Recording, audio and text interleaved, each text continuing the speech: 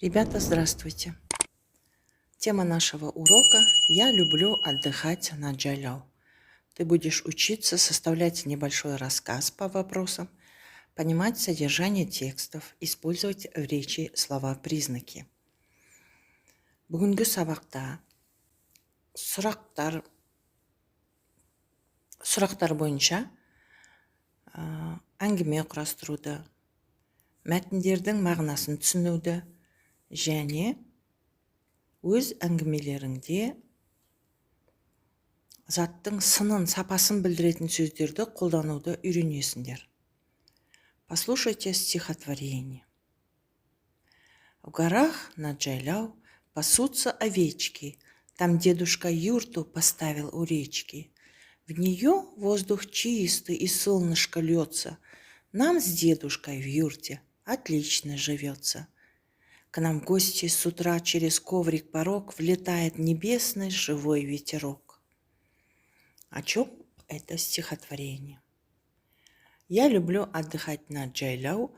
Мен жайлауда демалғанды ұнатамын деп аталады балдар сабақтың тақырыбы. Почему мальчик любит отдыхать на Джайляу? Как живется дедушке и внуку на Джайляу? Ребята, это стихотворение о том, что мальчик с дедушкой живут на Джайляу, они пасут овечек. И дедушка там поставил юрту. Что такое пастбище, ребята? Жайылым. На пастбище пасутся овцы. Чабан – шопан. Это тот, кто охраняет, пасет овец. Шопан, чабан деген ол сол қойды бағатын, малды бағатын адамды, бақташы адамды шопан дейді, чабан. Как живется дедушке и внуку на Джайляу? Дедушке с внуком живется на Джайляу в юрте отлично. Они живут в юрте, да? И к ним с утра через коврик-порог влетает небесный живой ветерок. Там в горах воздух очень чистый. И они у речки поставили юрту. Прочитайте текст. Жайлау – это летнее пастбище для животных, лошадей, овец. Жайлау – бұл мал бағатын, жылқы немесе қойларды бағатын жазғы жайылым. На Жайляу красивые горы, чистый воздух и чистая вода, сочная зеленая трава. Животных охраняет чабан. Чабан живет в юрте.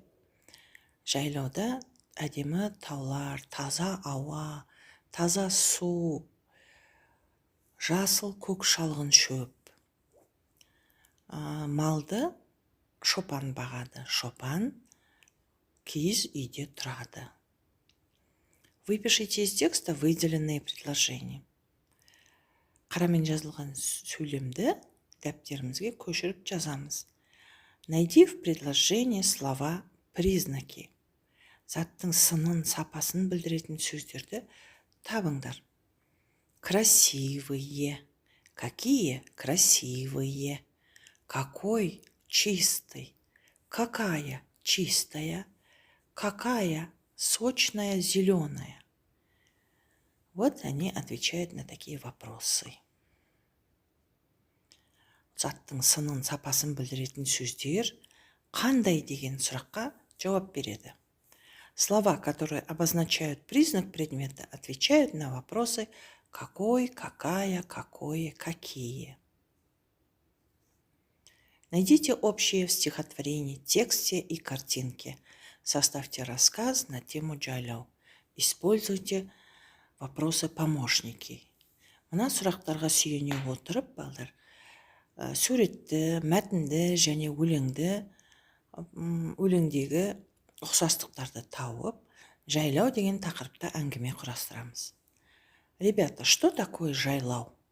Жайлау – это летнее пастбище для животных, лошадей, овец.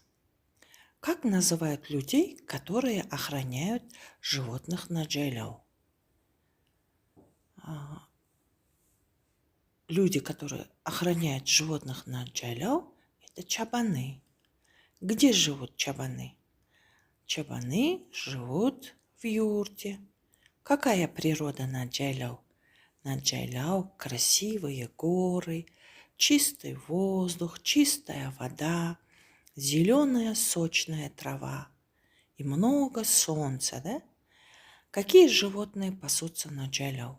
На Джайляу пасутся лошади, овцы и коровы. Опиши животных на Джайляу. Слова-признаки не должны повторяться. Лошадь, жылқы және қой қандай болуы мүмкін? Оларға заттың сынын, сапасын білдіретін сөздерді тауып қой. Лошадь какая? Лошадь сильная, красивая, быстрая. Баран какой? Баран домашний, горный, упрямый.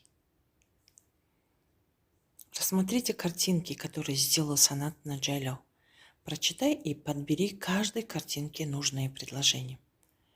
Сөйлемдерді оқып, оларды суреттермен сәйкестендір. Я люблю лошадей. Они быстрые, сильные и умные. Так, это к первой картинке. Лошадь может выполнять тяжелую работу. Это к третьей картинке, да, соотносим. С третьей картинкой. Лошадь может перевозить людей. С пятой картинкой соотносим. Я кормлю лошадь травой, сеном, пою водой. Это второе.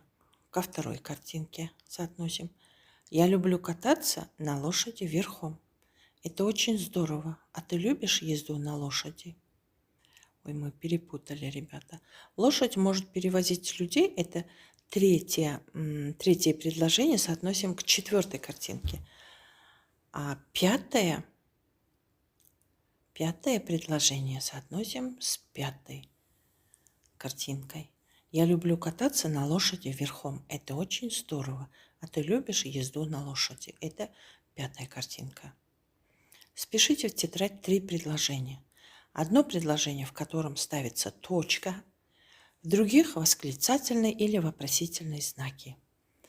Осы мәтіннен 3 сөйлемді дәптерге жаз. Бірінші сөйлем хабарлы сөйлем болу керек. Оның соңында нүкте болады. Екінші сөйлемнің соңында леп белгісі және үшінші сөйлемнің соңында сұрау белгісі болу керек. До свидания, ребята. До следующих встреч.